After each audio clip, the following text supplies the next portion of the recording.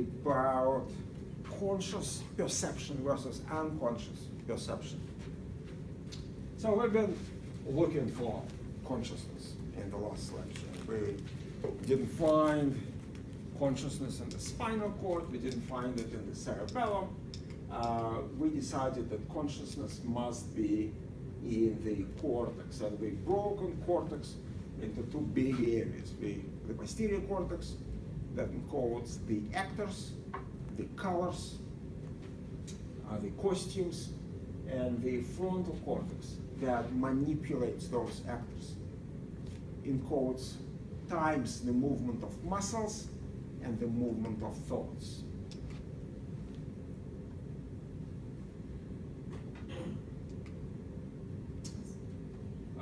Now, is consciousness more in the frontal lobe or in the posterior cortex? Well, it is mostly, what we usually think of conscious awareness is usually associated with the posterior cortex, right? When the frontal parts are disconnected by things like lobotomy, patients don't lose their conscious awareness. They lose many other things. They lose creativity, they lose motivation, they can sit like a vegetable whole day, but they don't lose their consciousness. So what we'll do today, we'll learn the rules of this conscious perception in the posterior cortex. And we'll use primarily vision. Why we're going to use vision? Because primates are primarily visual animals. Most other mammals are olfactory, but primates are visual animals. Now, right from the beginning, information from the eyes goes not just into the cortex, it also goes into the midbrain, the part of the midbrain called superior colliculi. We already mentioned it in the last lecture, right? The example where you've been typing something on your phone and walking up the stairs.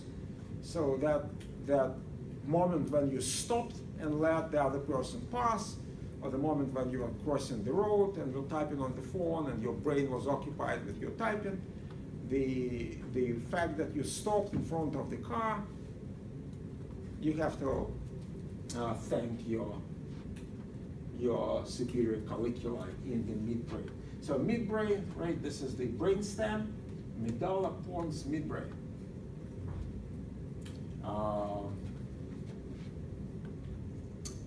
Superior colliculi perceive that car, but that perception is unconscious, right?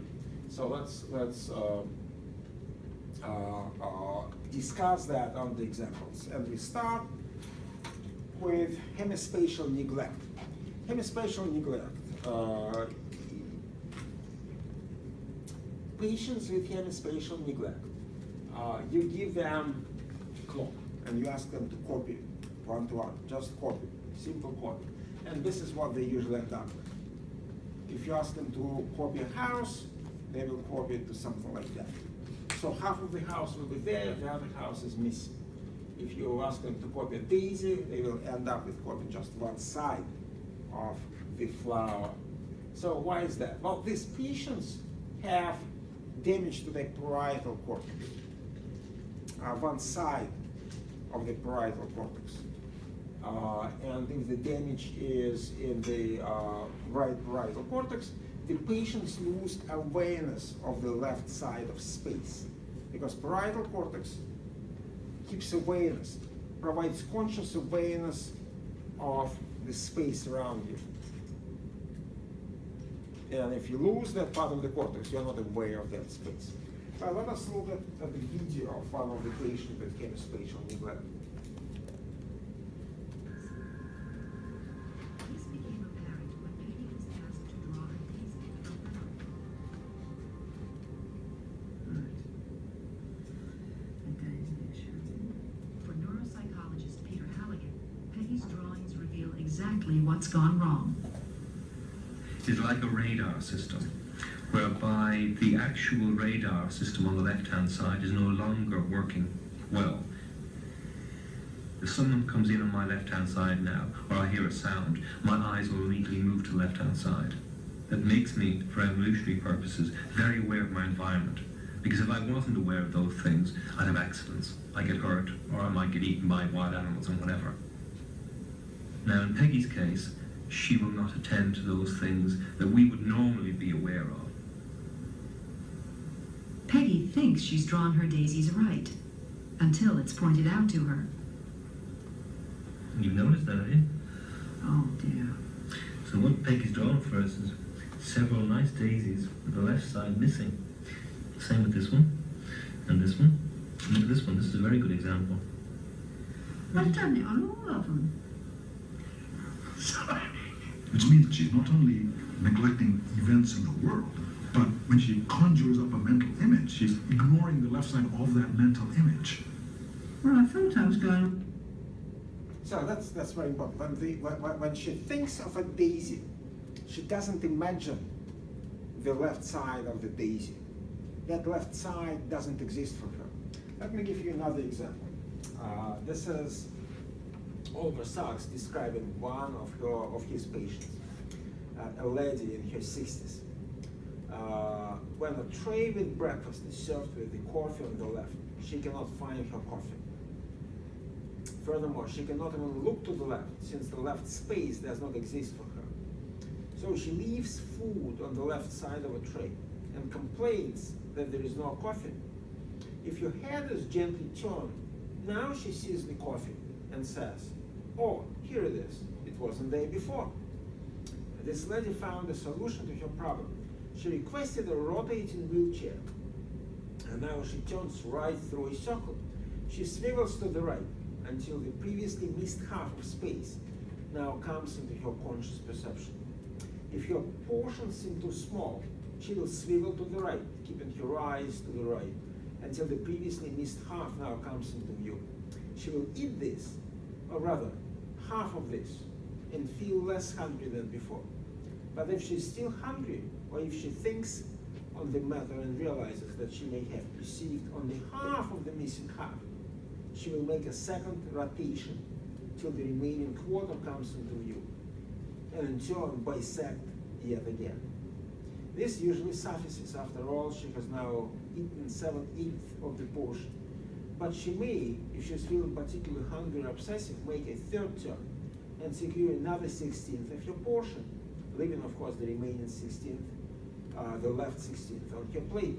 It's absurd, she says. I feel like Zena's error. I never get there. It may look funny, but under the circumstances, what else can I do? It would seem far simpler for her to rotate the plate than rotate herself. She agrees and has tried this, or at least tried to try it, but it is oddly difficult. It does not come natural, whereas whizzing around her chair does, because her looking, her attention, her spontaneous movement and impulses are all now exclusively and instinctively on the right. So, it's another example of a clock. So you see that this patient is very intelligent, right? He knows that he has to put all the numbers on the clock, and he counts the numbers. But since this part of the space doesn't exist, all the numbers go only on the right side. So the conclusion is simple, right? No cortex, no awareness. There is no right cortex, there is no awareness of the left side. If a car were to like approach her fastly on the side where she has no perception, would she automatically stop unconsciously? She will, and we go in there. Absolutely. Absolutely. Here's another patient, and this patient, he lost, I think this is World War I, he lost his visual cortex. And he lost 90% of vision, and 90% of visual field vision. So he basically doesn't see anything. But he never complains about his deficit.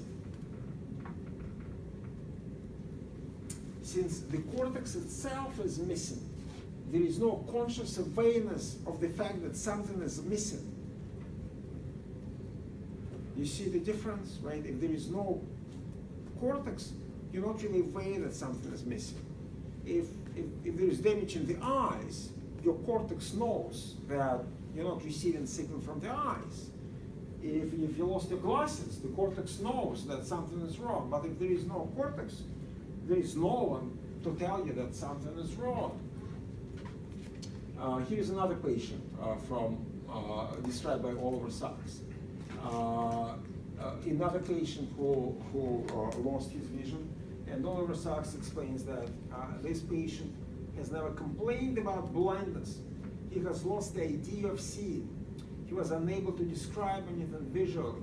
He was also bewildered when Oliver Sacks, used words like see and light. He became a non-visual being. Again, it should make sense to us. No cortex, no conscious awareness. And so these are just a few examples. We'll also discuss the example of the diaphragm, right?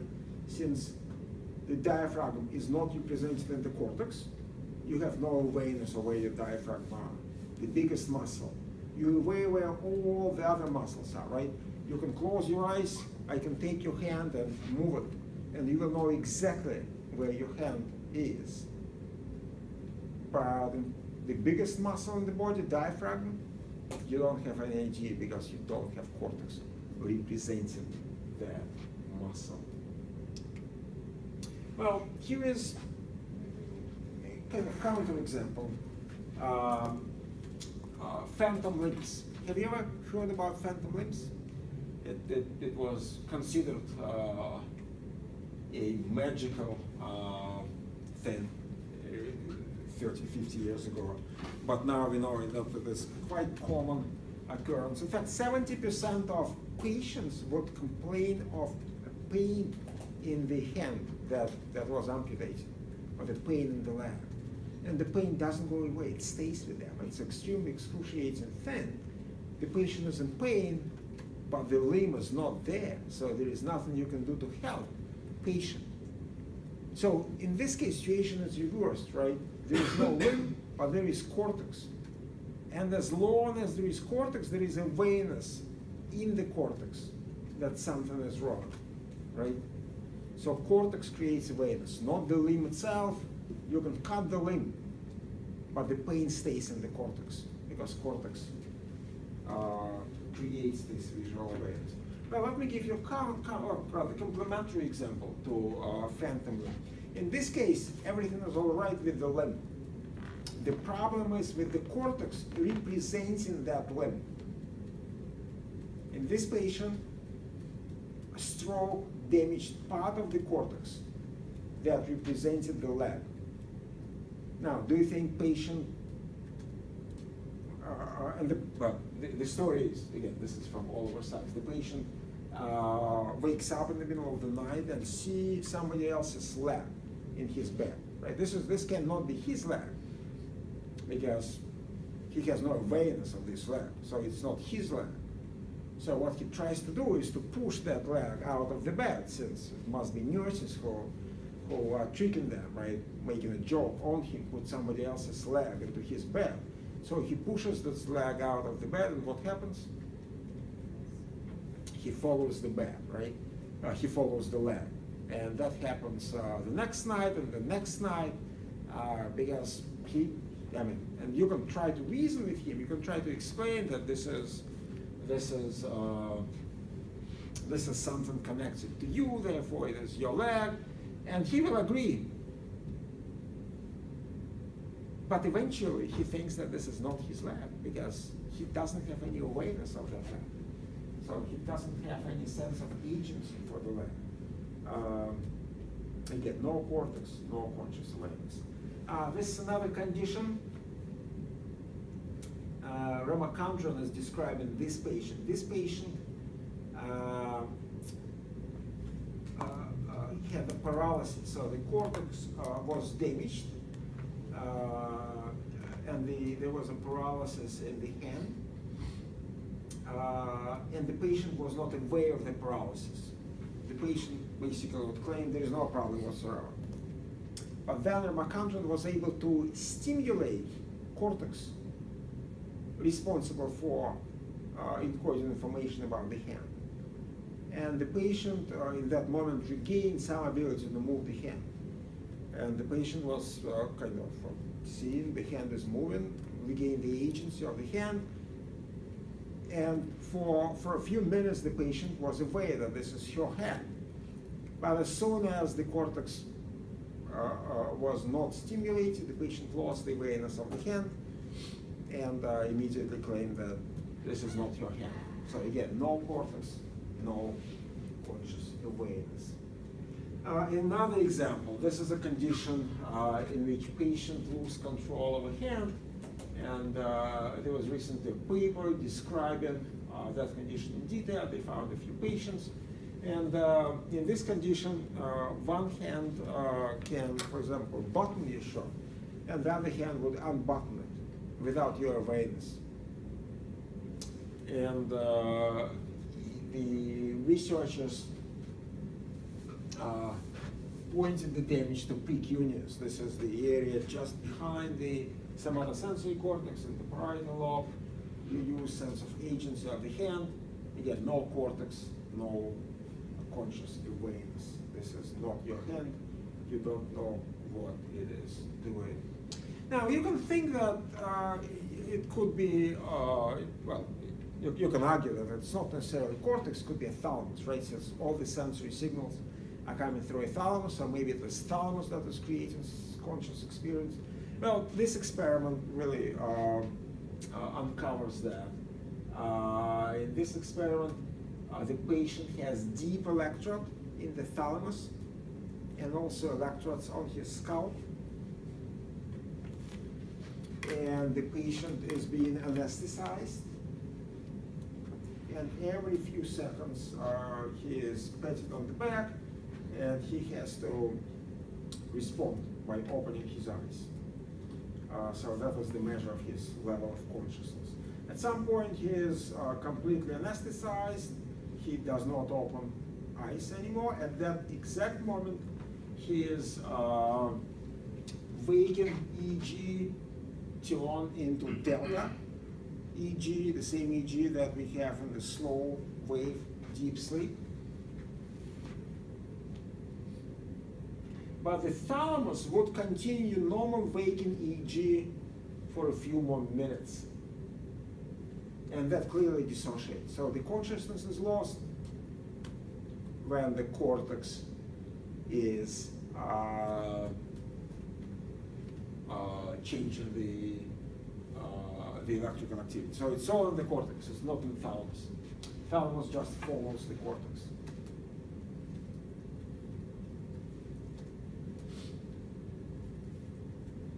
All right, so that's conscious awareness. I hope I convinced you by now that all the conscious awareness is in the cortex. You lose the cortex, you lose conscious awareness. Let us look at the examples of perception without conscious awareness. So let's start with patient JY. In this patient, visual cortex completely destroyed in one hemisphere, so patient cannot perceive anything consciously from one half of the visual field. And again, that makes sense, no consciousness, no cortex, no conscious awareness. But then you ask the patient, you point the light, and you ask the patient to point to the light. You show the light, you ask the patient to point, the patient points, you can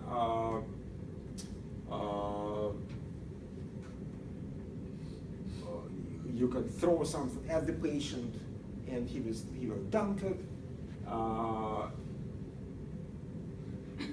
This is a good quote from Ramakanjan, who spent a lot of time investigating those patients. It is as if there is an unconscious zombie trapped in here that can point accurately, even though the conscious person is oblivious.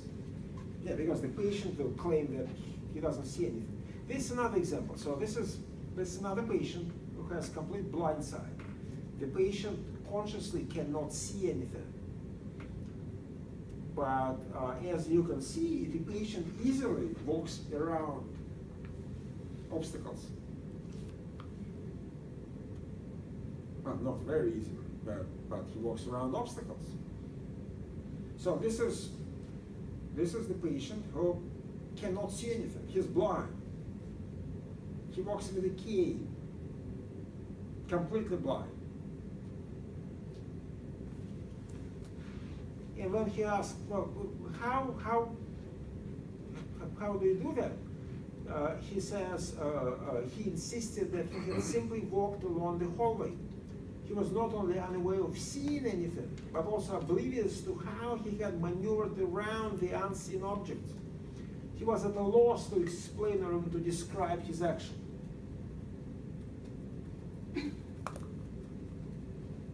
So he was perceiving these objects, these obstacles, but he was completely oblivious to the. He was not aware of those objects.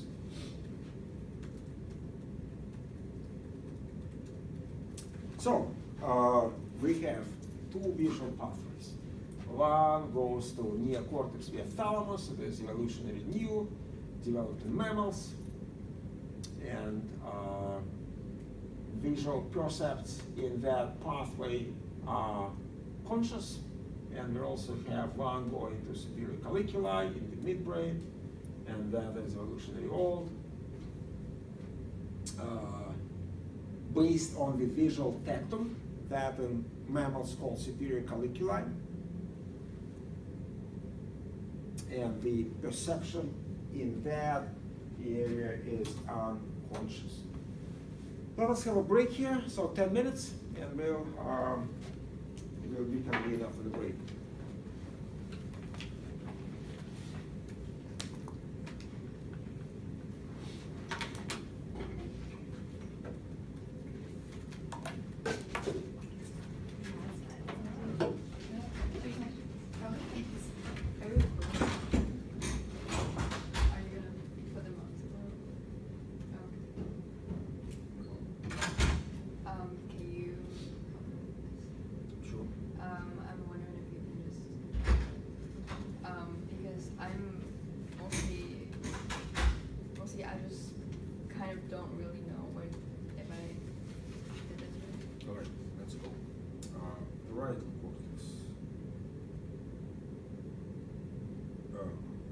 Wait, how did you want me to? Well, this is singular gyrus, this is corpus callosum, this is fornix, massa intermedia, that's right. Occipital lobe, cerebellum, spinal cord, pons, midbrain. Midbrain includes these two things. This is superior colliculi. Oh, thank you. I'll mark it.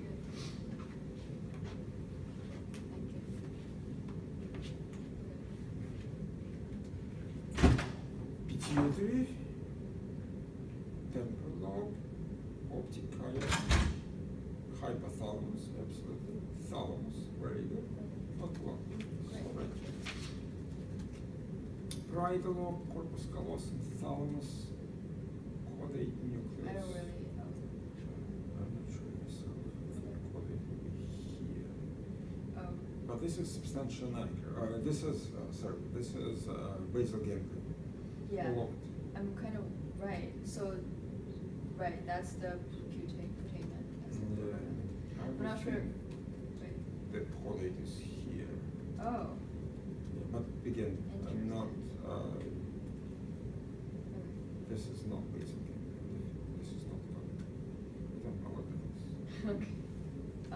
Sure. Is that the amygdala? I'm not sure if that No, was the that's not amygdala or the that, caudate. no, that's all part of the. Caudate. Or That's part of the basic ganglion. All these four things. these four things. Yeah. One. Mhm. Okay, that's the. Yeah, I couldn't figure out what was what. Amygdala would be There. here. Okay. Somewhere here would be hippocampus, and the front of the hippocampus. And Okay. we because when surgeon is approaching from the front Right. to suck out hippocampus, they also always suck out amygdala right in front of hippocampus. Great. Yeah. Okay. That's all I have. That's all there is. Would the midbrain be here? Or something? Midbrain, yeah, I think this one. There. Okay. And the hypothalamus would just be like on your. Yeah, this somewhere? probably is hypothalamus. Yeah, that probably is good. Okay. Hypothalamus. Those. Okay. Yeah. No, I don't know. I would think hypothalamus is maybe, no idea, sorry. Maybe I'm really don't It's just- me well. Yeah. Right. But what is important, you Okay. check. Everything else is. Yeah, yeah. Alright, thank you. Just to make sure, you're not gonna look at our homework, right? Like the one I'm saying. Okay, so that's just for like our own benefit, making sure we did it. Well, I reserve the right to look at it. I mean, of course, yeah. but you probably won't. I reserve the right to look at it. Okay, thank you.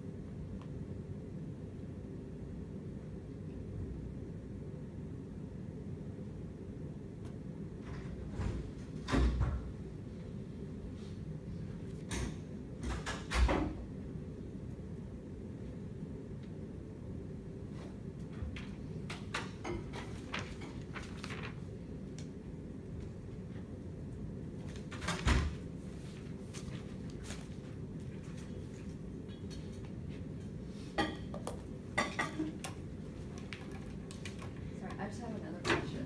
So when reading that, I forgot his name, but he Ramachandra.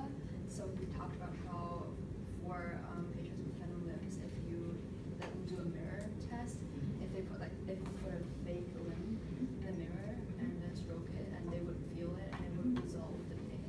And I just forgot how to interpret that. Yeah, Yeah.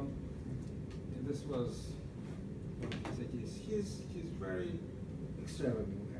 You have to take him with a grain of salt. Okay, yeah. He liked his performance, let's say. Before.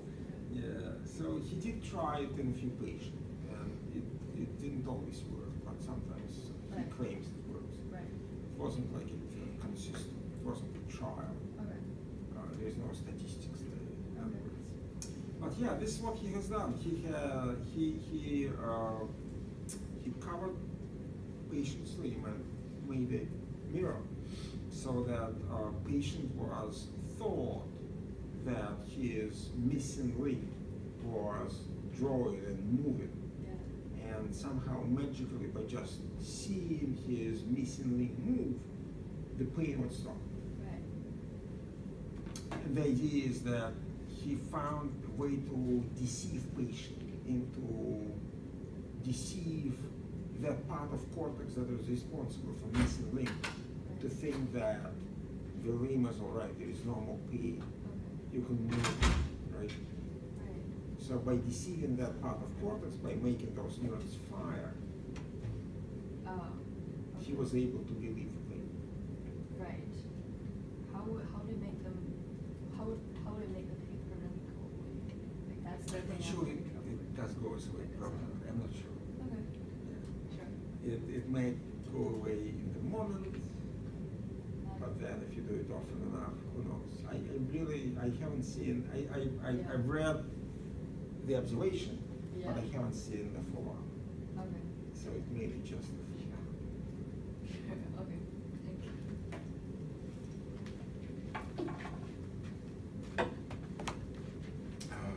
I'm still missing something from here. No, this is yours. All right, let's go on, guys.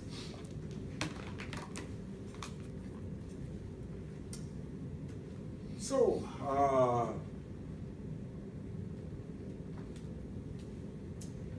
two pathways. One goes into cortex, one goes into superior colliculi. So let us look at the visual encoding in different animals. It really helps to look at the evolutionary changes in these two visual paths. Amphibians. So amphibians have this visual tactum that has a lot of neurons, and amphibians have decent ability to process visual information. In amphibians, the cerebrum, that's the future neocortex, does not process any visual information. You can delete it completely, and the frog's vision doesn't change a bit. Now, in rodents, the visual processing is split more or less equally between superior colliculi and neocortex.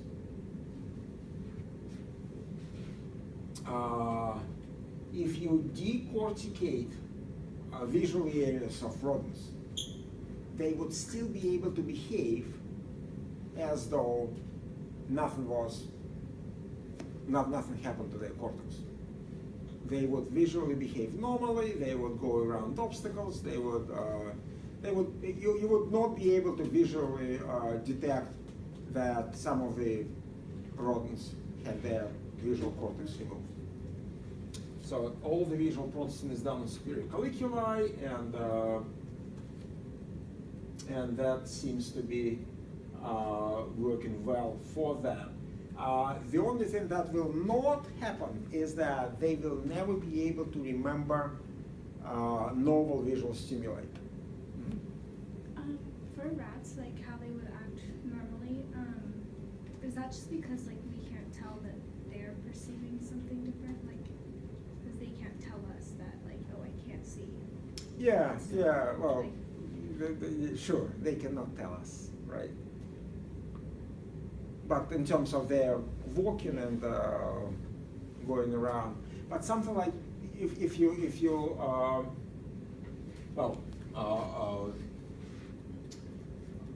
they can even find the visible platform under the water, right?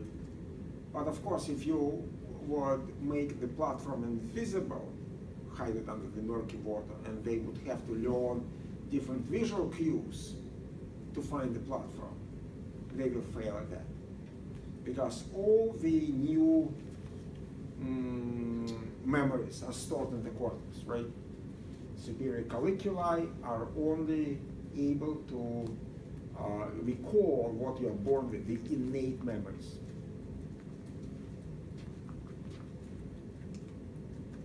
Now, primates are completely different. In primates, if V1 is destroyed, primates become blind. Primates, well, sometimes you would see blind side, but in most people, most primates, you will not be able to observe that behavior. So we really, our vision is based on the neocortex.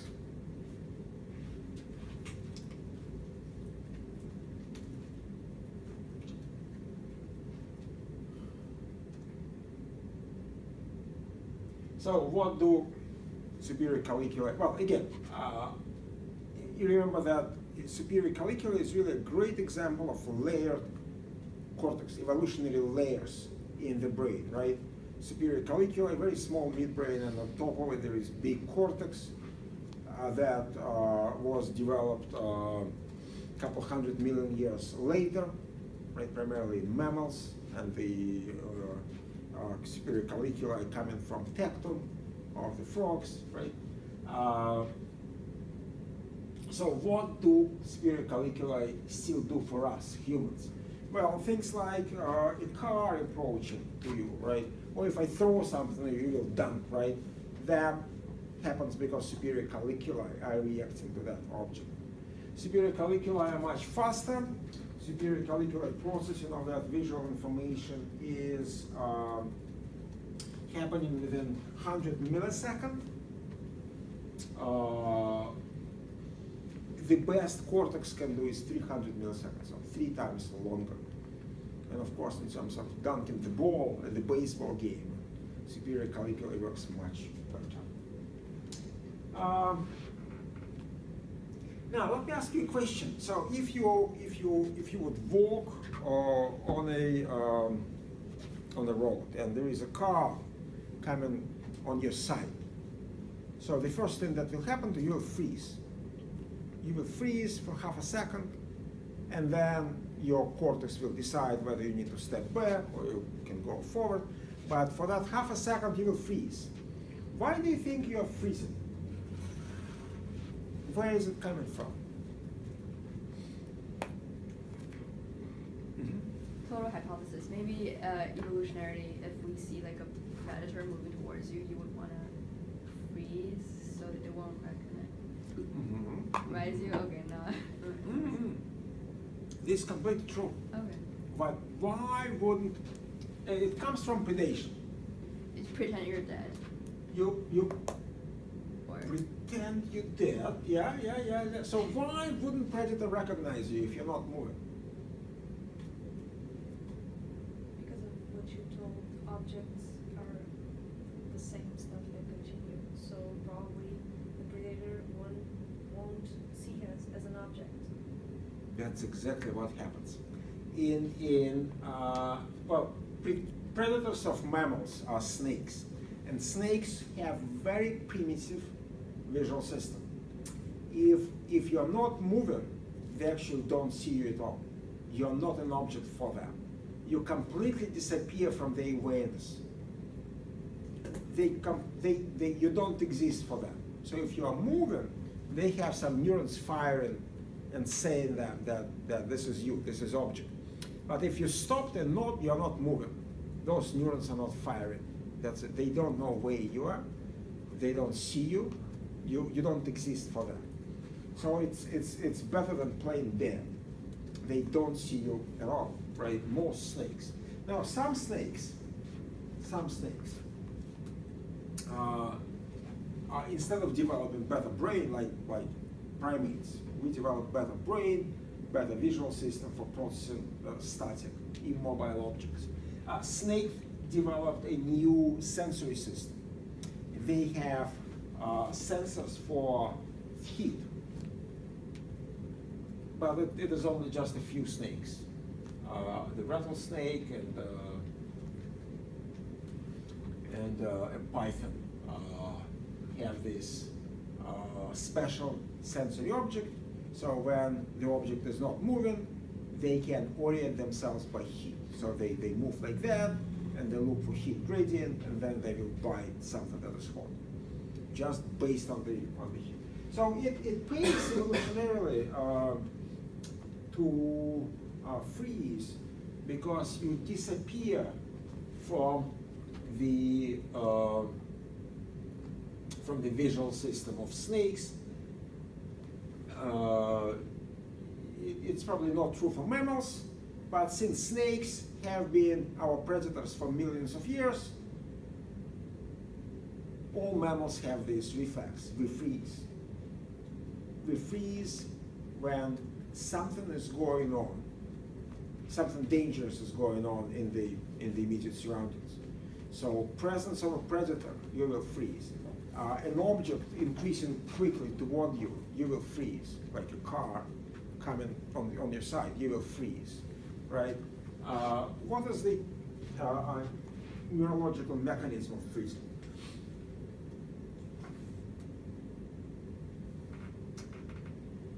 It's very relevant to a understanding of disorders such as Parkinson's disease. the neurological mechanism for freezing is, well, let me tell you a story. I was taking some class in medical school, something like neuropsychology or something else. And they were discussing Parkinson's disease, and they explained the mechanism as substantia nigra continuously dripping dopamine onto basal ganglia. And I was surprised because nothing is wasted in the brain, right? Nobody would drip anything continuously forever without any purpose. And so I was asking, what is the purpose of that dripping dopamine? And the professor, medical doctor, probably never asked that question to himself, and he didn't really understand the question. And after I repeated a few times, and other students kind of tried to repeat the question as well, he still didn't understand the question, right? So he didn't, it didn't even occur to him that there is some evolutionary goal that this dripping of the dopamine mediates some phenomenon. Well, I only recognized it maybe 15 years after that lecture, but I was ecstatic when I recognized that. So what is going on? This dripping dopamine allows you to proceed with your automatic movements. So if your basal ganglia mediates, you're walking, crossing the road, you're allowed to do it as long as there is no dangerous objects around you, as long as you are not frozen. And that signal is mediated by dopamine from substantia nigra. Now, the moment your superior collicula are sensing some danger, superior collicula stops substantia nigra from releasing dopamine. When that happens, you freeze. So in patients with Parkinson, whose substantia nigra is losing neurons, when they lose the ability to release dopamine, Parkinson patients have much greater propensity to freeze. So they will freeze in the door. They will walk in the door, and in the peripheral vision, superior colliculi will detect some edges of the door, and they will freeze.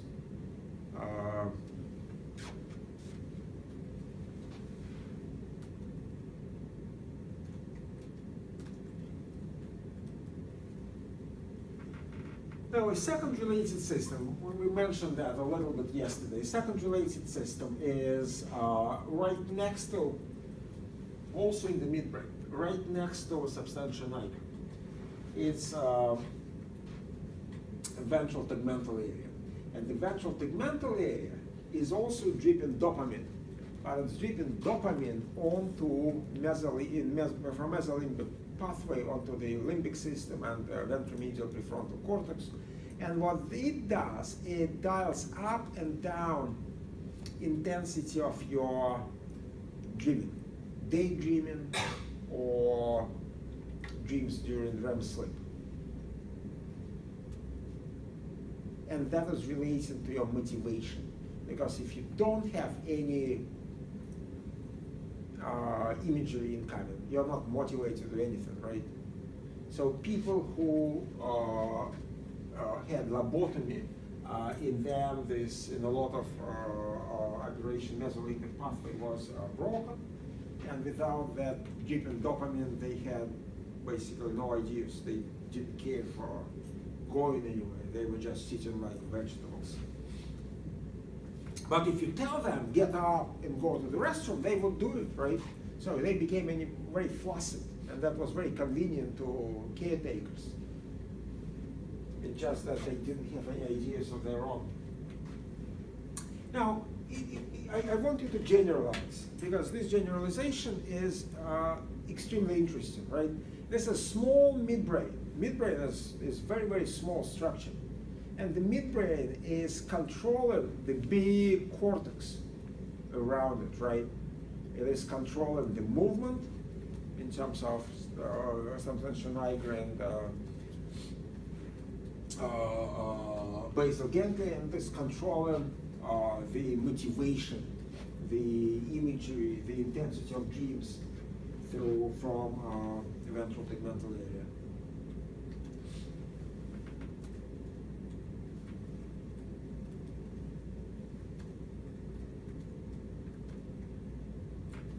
Now, blind side. Well, we discussed blind side for objects. That gentleman with blind side was able to walk around objects. Blind side also exists for emotions.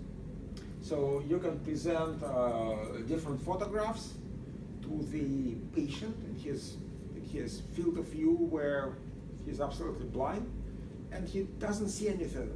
He's not aware of seeing anything. But if you make him to choose one emotion or the other, he's always correct. Isn't that wonderful?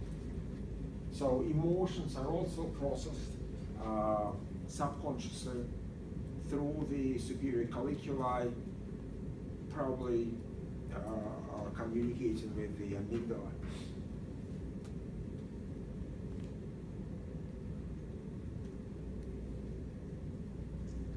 There is also automatic pupil dilation. So when fearful images are shown to him, his pupil dilate. So all that is without cortex, without any need to be consciously aware of this.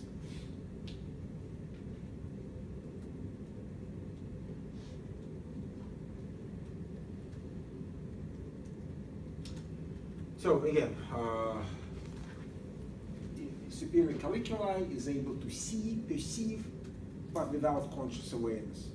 So there is conscious perception, there is perception that is not conscious.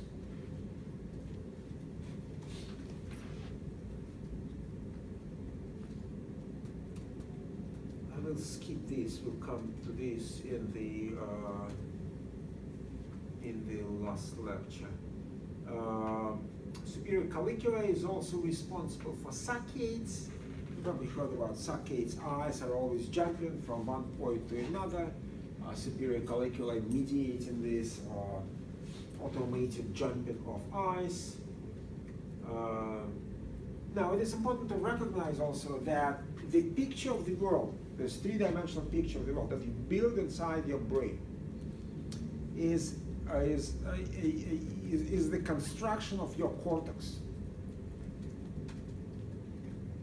Because at any point, you have high resolution of only very, very small piece. So your eyes need to jump around continuously to look at all the pieces and then reconstruct this environment inside your brain.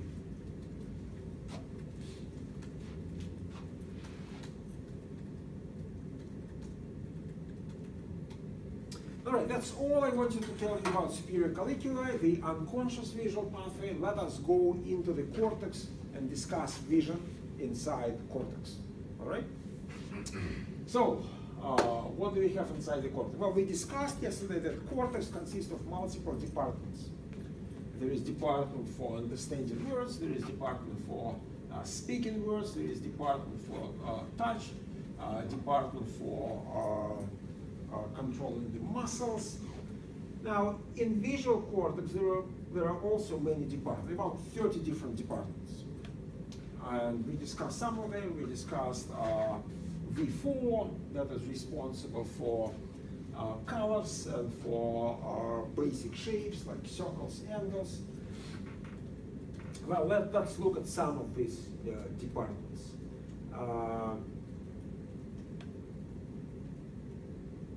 The best way to approach these departments is to break them into two streams. The first stream deals with what the object is. That stream is going from V1 into the temporal cortex on the ventral part of the brain, and therefore this stream is called ventral stream or Vought stream. And the other stream goes into the parietal lobe and deals with where the object is spatially. What is the location of the object? What is the location of your hand? What is the location of this pointer? Is it on this table or on that table? So the fact that it is the pointer is dealt in the ventral path or ventral stream. The fact where it is located is dealt in the parietal cortex, in the where stream. Now, inside the streams, there are many different departments, but this distinction makes it much easier to deal with. We will spend most of our time with the ventral stream, with the what stream. We're most interested in how objects are manipulated and how objects are stored. So we'll spend most of the time with the what stream. But nevertheless, I'd like to say a few words about where stream. I have a question. To the parietal stream to work needs the temporal stream, because so that I know where a object is, it is always related to something. Oh yeah, they're talking to each other, absolutely. Okay. The neuronal ensemble is really is not broken between one stream and the other. It unites all the neurons together, and the information, when they all synchronously fire, you get all the information about the object, what the object is and where it is at the same time. Nevertheless, if you wipe parietal cortex, you don't know anything about where the object is. If you wipe the ventral path, what the object is, you don't know what kind of object it is, and we'll see the examples of these patients like that. And here is one example. So in this case, this lady has a lesion to parietal cortex, and that lesion includes V5, the motion encoding area. 40-year-old lady from Switzerland. Now, her awareness of her environment is such that she only sees static frames. Here are a few examples. When pouring tea into a cup, the moving liquid appears frozen, and she would then find it difficult to see when to stop pouring. She also found it difficult to cross the road because the cars appeared suddenly.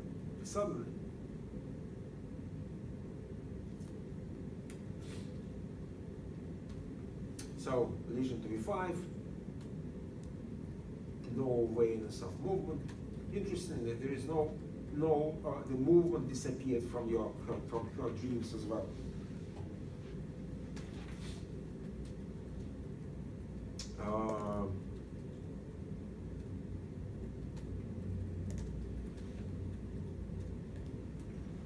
If you stimulate neurons in V5, you influence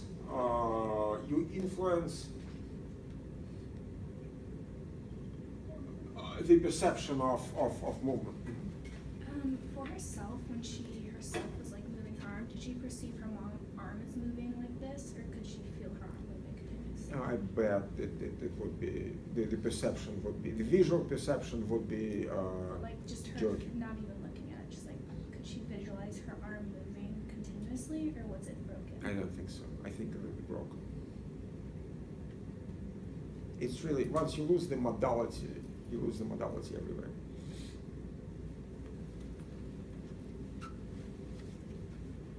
So the experiments have been done on monkeys. If you stimulate those neurons that mediate upward movement, the monkey would be more likely to behaviorally report upward movement. So the monkey would perceive upward movement. Here is another patient. She had hypoxia after lung infection, and then she was in a coma, and she ended up with bilateral lesion to occipitotemporal cortex. so complete blindness. But in her, area V5 was intact. So this is a blind lady. She doesn't see anything. But V5 area is intact. And she can only perceive moving objects. She cannot perceive stationary objects.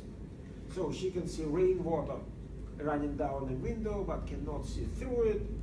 When her daughter is walking away from her, she can see her daughter's ponytail moving from side to side, but cannot see her daughter. She can see the movement of water going down the plug hole, but she cannot see her child in the bath. She can catch moving ball and discriminate motion direction. Well, let us have a 5-minute break, and after the break we'll continue. But notice how everything is strange, right?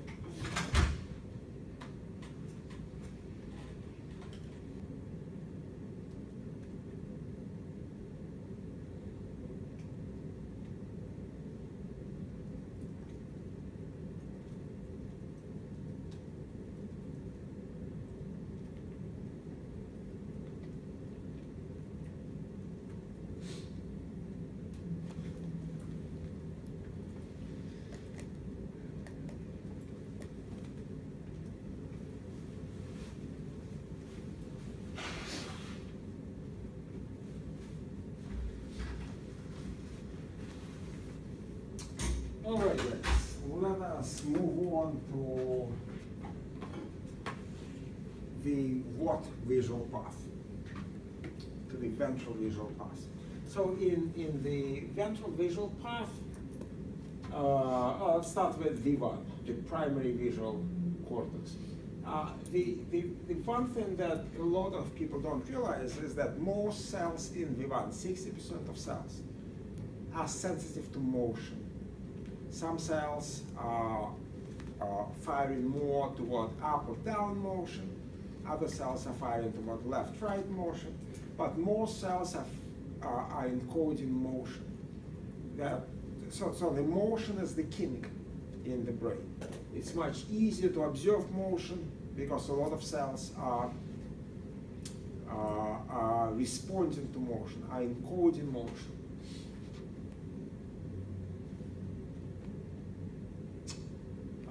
In V1, normally each neuron receives information can be activated by either eye.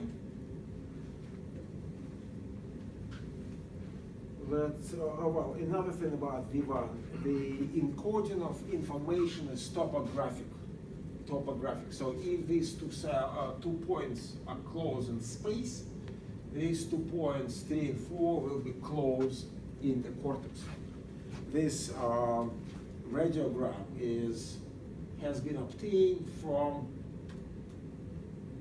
an animal fed with radioactive glucose. So you fed with radioactive glucose, and then this monkey was trained to observe this pattern on the wall. And when the monkey was sacrificed, this is the radioactive cells in the brain. So you can actually think that if you're looking at the bottle is literally represented in your brain, physically. The shape of the bottle is in your V1. Topographic representation is not something peculiar for visual system. Auditory information is also represented topographically, so cochlea is topographic. But from cochlea into the primary auditory area, the frequencies are represented topographically.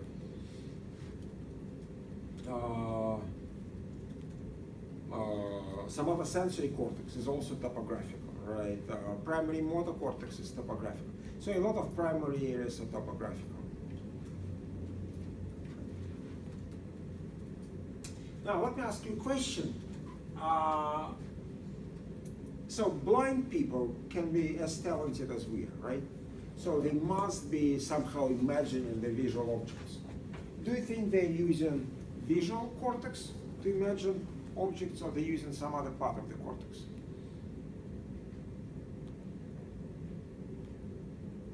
congenitally blind people.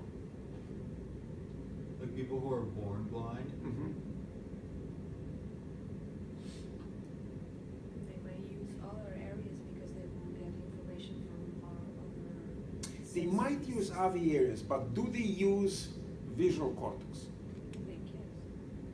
Yeah, absolutely. They do use visual cortex. And we can see that in congenitally blind reading Braille, but you know Braille, right?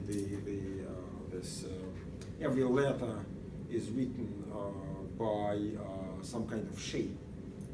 Napoleon invented that so that his soldiers could communicate in silence. And Braille is used for blind people. So it was also shown in, so this is a device. This is an amazing device that was created by Paul Baccarita for blind people to see. This is how it works. There is a short video about this device. Let me show it to you.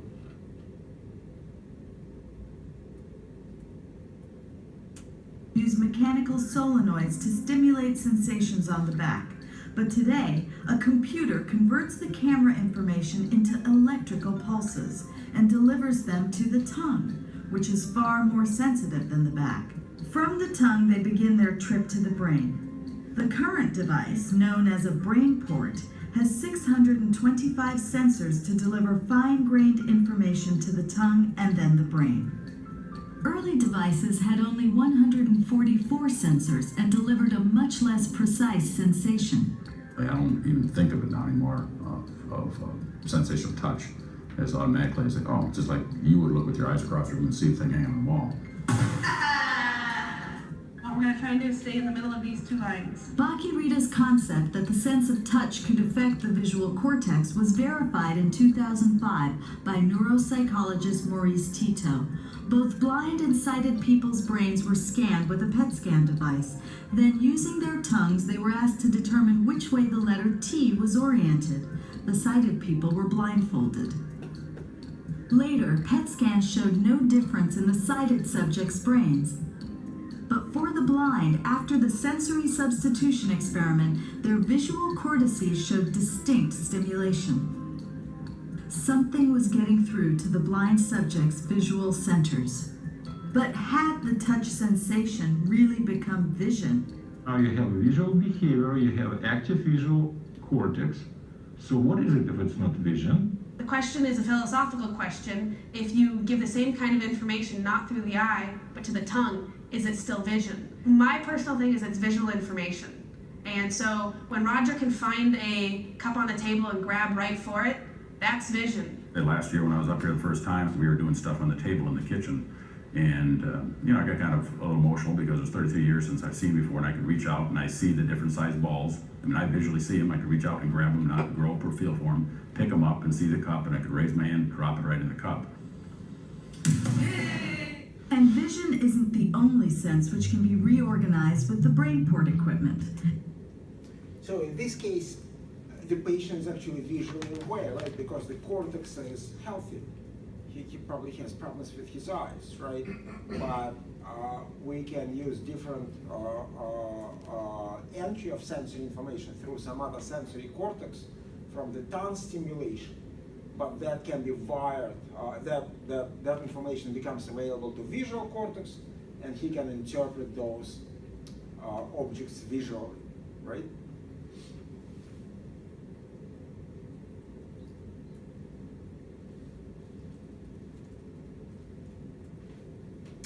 Another example, if you heard about this Daniel Kish, there is a nice TED video about him.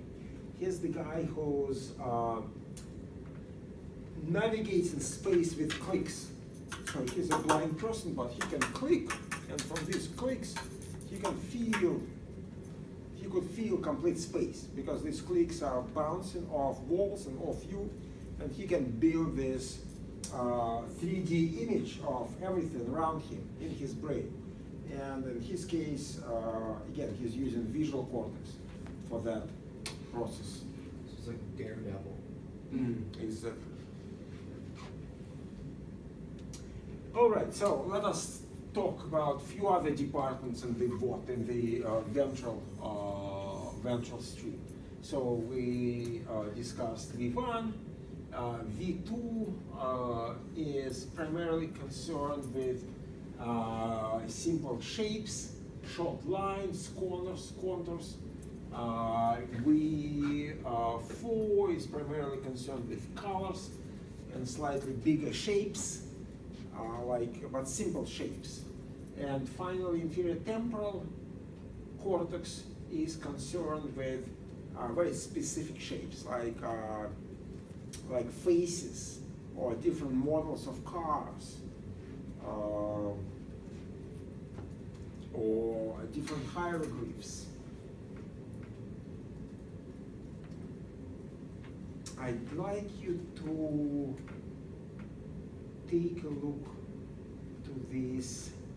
Oh, before we go there, here's the question. Have you wondered why you show your passport with your picture ID to a police officer, or when you're driving, or to a border control? Why is it not fingerprints or your eye pattern? Why is it face? Because we have developed the ability to discriminate against faces. Yeah, because we developed the ability, and that ability is based on large number of neurons. We dedicate huge real estate in the brain just for neurons that encode faces. We didn't develop it for the fingertips or for the eye structure, but for the faces. And here is the patient that we will use throughout this class. So in this patient has epilepsy. And because he has epilepsy, he has an electrode inserted into his brain. And that electrode is right at the fusiform face area. And in this case, physician is using the electrode to inject some current into his face encoding area. So let's take a look.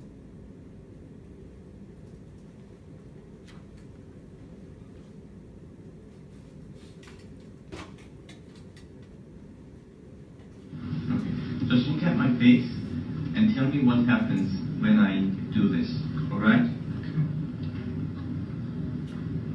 1, 2, 3. Nothing? Okay. I'm going to do it one more time. Look at my face. 1, 2, 3. You just turned into somebody else. Your face metamorphosed. Your nose got saggy, went to the left. You almost looked like somebody I'd seen before, but somebody different. That was a trip. Could you see my eyes in place? I could see your eyes, but you could have been somebody else who had, well, he has similar eyes to Dr. Parvizi, but you were someone else. Your whole face just sort of metamorphosed. Did it get warped? Yes. Did it keep its own features? No, it's almost like the shape of your face, your features drooped. Yeah, sort of like they drooped to a particular direction, kind of stretched and drooped. All right. Okay. Ready? 1, 2, 3. Yeah, it metamorphosed again, and you look like someone I've seen before, but maybe a different person in my memory. Almost like your nose kind of shifted to the left a little bit, and your look just changed. It did? Yeah. No. Tell me more. Well, I mean, I don't have a photographic memory, but you turned into someone else. You look like someone else. Did I keep my gender? Yeah. Oh, yeah. How did you know I'm not a female? Because you're still wearing a suit and tie. Oh, you could see the suit and tie? Yeah. Only your face changed. Everything else was the same. Yeah. Did the skin color remain the same? Yes. Yeah. Did the position of my lips and nose and eyes stay the same when they got warped? They shifted. Let's say they shifted to a side and maybe stretched, but they didn't get larger or smaller. Okay. It was more of a perception, how I perceived your face. Interesting. Tell me more. That's about all I can say. It just, all of a sudden you were you, and then you weren't you. You could have been someone else who was standing there in front of me. Ready? Okay. Tell me if the same thing happens again. 1, 2, 3. Nothing happened that time. Nothing happened. Are you sure? I'm sure. How about now? 1, 2, 3. Okay.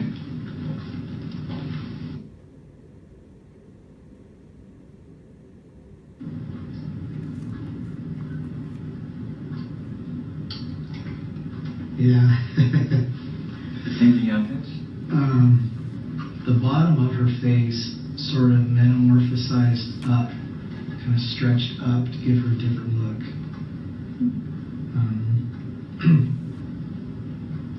It wasn't pretty.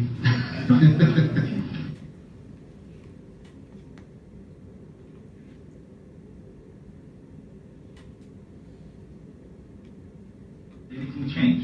Something did change for a glitch. What did you feel? It felt like the TV moved and then the balloon moved to a certain extent. I see. But it wasn't very clear. It didn't stay there. It just... Got it. Could you still understand if it's the TV? I mean, it happened so fast. I mean, it's just something different happened. Did the shape of the TV change? Not necessarily. Almost like it just shifted a little bit. Okay.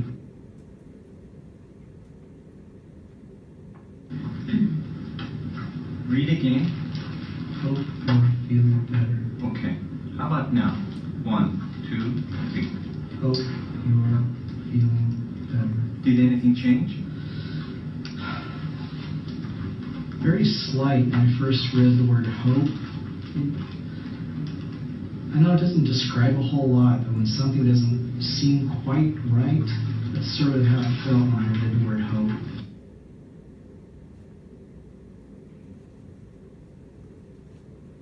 Look straight ahead in my face and tell me if you still feel that metamorphosis you were talking about. Okay? Okay. Now? No. You're not feeling it? How about now? Yes.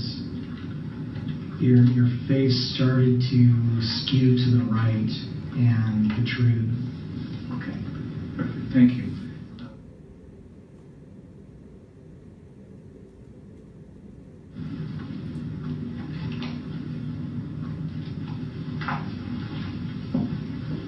All right.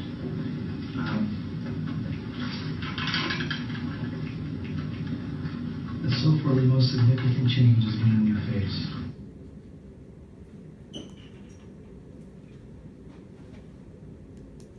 So this is really, this paper was published probably a year ago, maybe 2 years ago.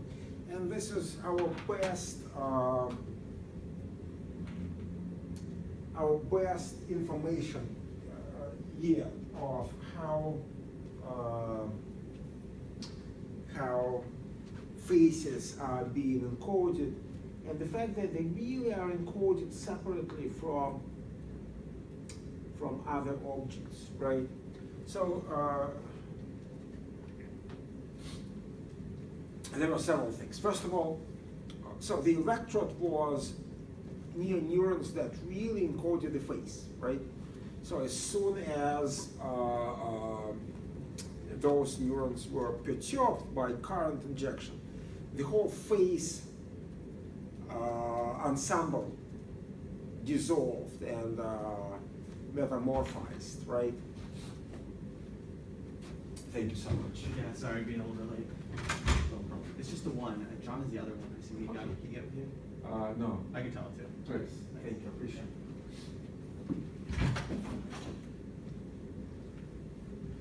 So another thing to remember is that nothing else, no other object changed their shape, metamorphized, right? It was just the face, right?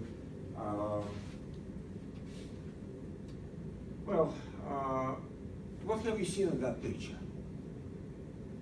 There's a lady. There is a lady, right? Anything else? Let's try again. There's a ladder in the back. Anything else? Let's try again. There's stairs. Let's try again.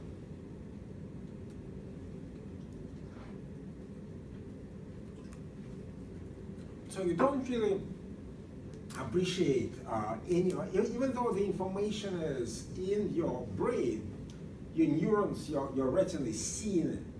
You don't appreciate the second object in the picture until your neurons encoding that information are organizing themselves into a neuronal ensemble of that object, right? Well, let's try again.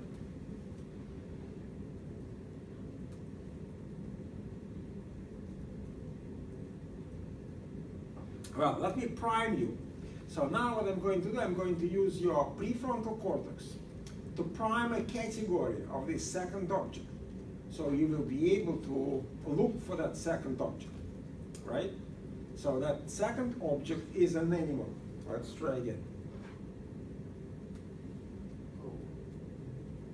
Have you noticed anything? What is it? Huh? There's a gorilla on the Gorilla, absolutely, there is a gorilla on the back. So as soon as you are primed, as soon as the category is primed, by priming the category, I'm basically activating all your neuronal ensembles of animals, and that's enough for your cortex to immediately find gorilla, and as soon as gorilla neurons are forming neuronal ensembles not firing, you are aware of gorilla. But the important conclusion is that you're not always aware of firing neurons. The neurons are encoding these lines, the firing. They just were not organized together into one neuronal ensemble. So it's not enough for neurons to fire. They have to be in a neuronal ensemble for you to appreciate them, to be consciously aware of them. Here is another example. When you're going to have kids, I bet this is something that will happen to you. So when you read kids' children books, you become easily bored and your mind will fly somewhere else. And that happens to me all the time. And the amazing thing, you can keep reading for hours without understanding a bit about what you're reading about, because your mind is somewhere else. Now, it's different from reading a textbook, right? When you read a textbook, sometimes your mind goes away, but your eyes usually don't go beyond that paragraph. In this case, you keep reading. You keep producing words that make sense. You keep using right intonation. But you're thinking about something completely different. You will never be able to remember what you're reading about. Right? So it's not even enough to have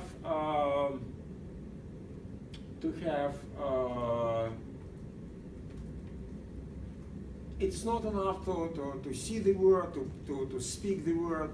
It's something more than that. and we'll talk about it. And that something more is most likely synchrony between your cortex and hippocampus.